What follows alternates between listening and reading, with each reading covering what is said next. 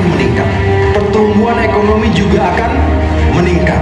Pertumbuhan ekonomi yang tinggi akan meningkatkan pendapatan negara maupun pendapatan per kapita.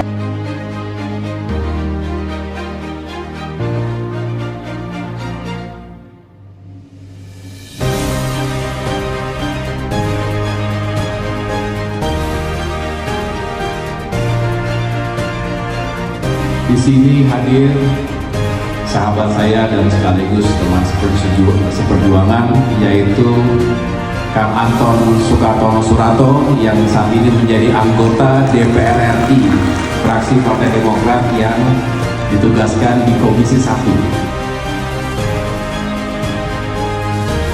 Itu kita yang juga adalah alumni suka duka kenangan semasa kuliah. Ini bukan proyeksinya ATR, ini bukan proyeksi AHY, ini proyeksi negara.